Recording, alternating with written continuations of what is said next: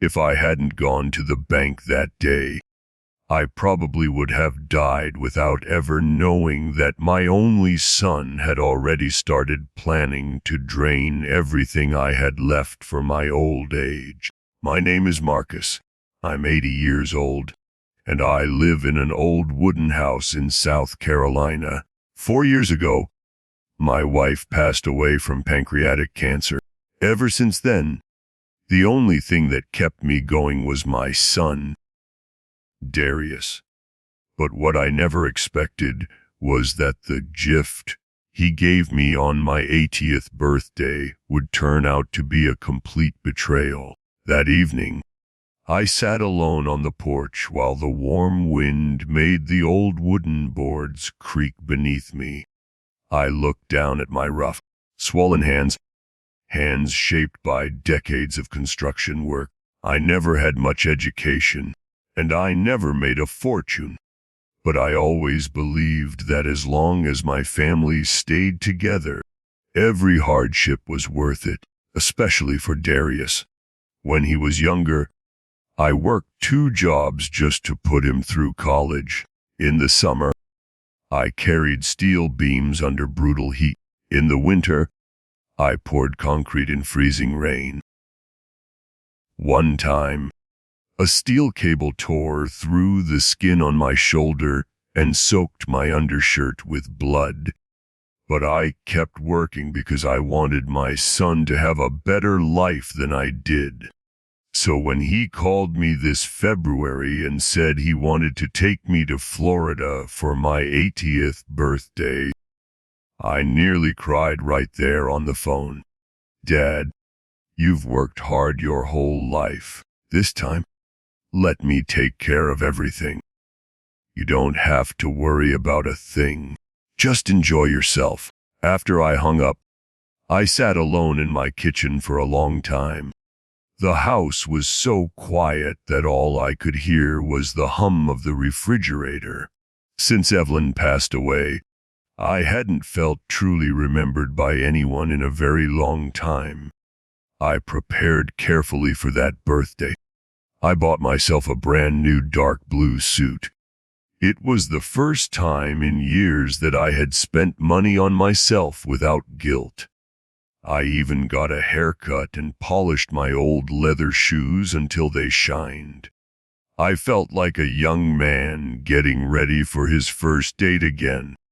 Darius also told me that the hotel reservations needed to be linked to a debit card and asked me to let him handle the bookings, flights, and emergency expenses. I didn't hesitate for a second. I handed him the card because, to me, it felt good to have my son taking care of things for once. On the morning of my birthday, I woke up before sunrise and started cooking. Fried catfish, potato salad, cornbread, peach pie. Darius's favorite when he was a little boy. I laid the tablecloth out neatly, lit the candles, and kept checking the time over and over again. 8 o'clock, 9 o'clock, 9:30. No knock on the door. No headlights in the driveway. Not even a simple, happy birthday. I called Darius, but it went straight to voicemail. Then I called his wife, Chanel. No answer. I sat there staring at the food as it slowly turned cold, feeling something heavy growing in my chest. In the end, I blew out the candles by myself. That night, I never turned the lights on. I just sat there in the dark listening to the old clock ticking on the wall. I suddenly remembered Darius's 6th birthday many years ago. Evelyn and I were so broke back then that we couldn't even afford a cake. She baked him a tiny peach pie using flour and canned peaches. Darius laughed with whipped cream all over his face and wrapped his arms around my neck. Daddy, when I grow up and make money, I'm gonna buy you a big house. Back then, I truly believed all my sacrifices had meant something.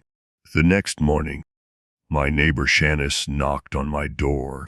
She was in her 50s, and ever since Evelyn died, she had quietly helped look after me.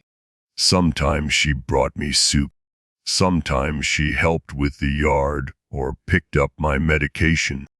When she saw the hardened cornbread and the burned-down candles on the table, she went silent for a long moment. He didn't come. Did he? I didn't answer. Then she looked at me and said softly, "Marcus, you need to go to the bank." At first, I didn't understand what she meant. I was still making excuses for my son, saying maybe something unexpected had happened. But Shanice cut me off. "A man who truly loves you doesn't leave you sitting alone on your 80th birthday."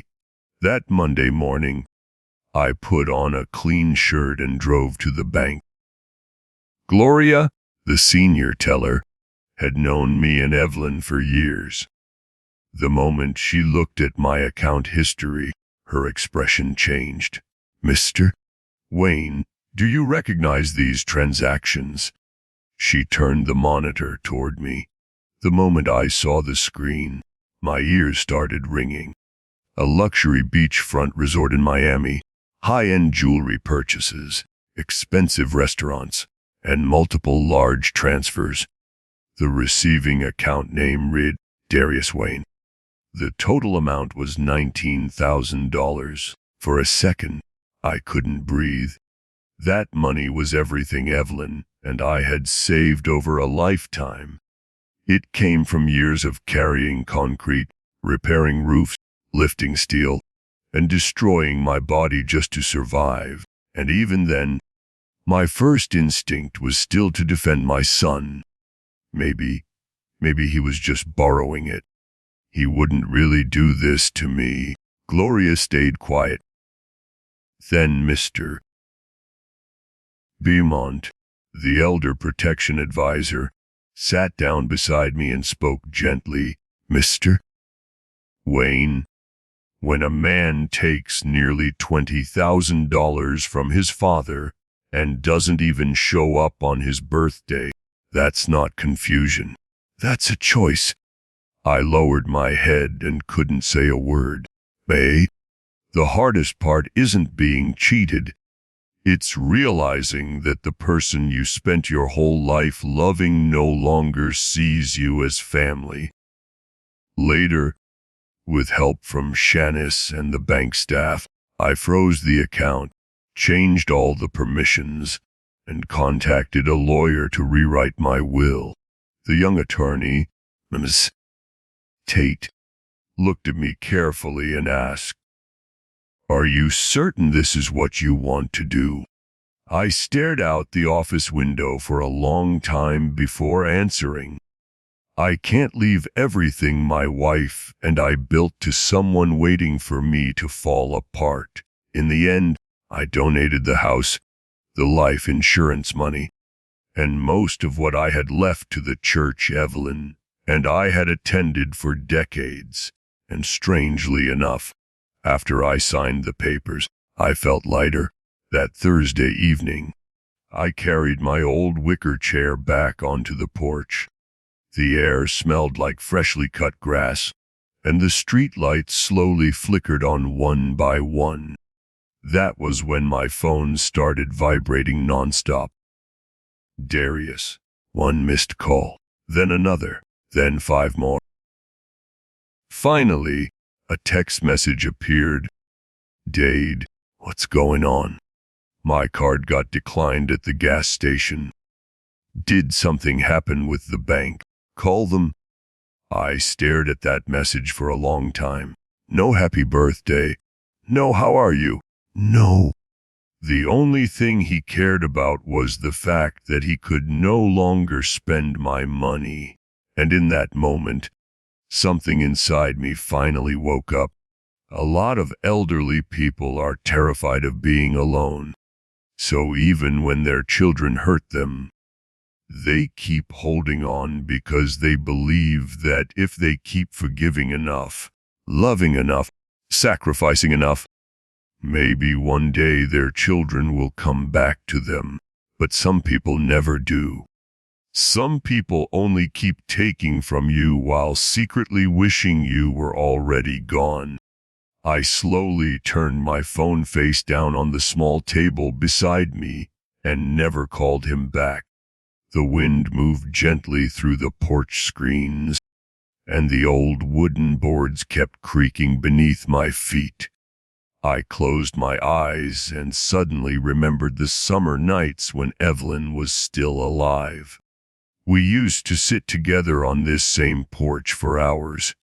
She would rest her head against my shoulder and whisper, "When we get old, as long as we can still sit together peacefully like this, that's enough." Back then, I didn't fully understand what she meant.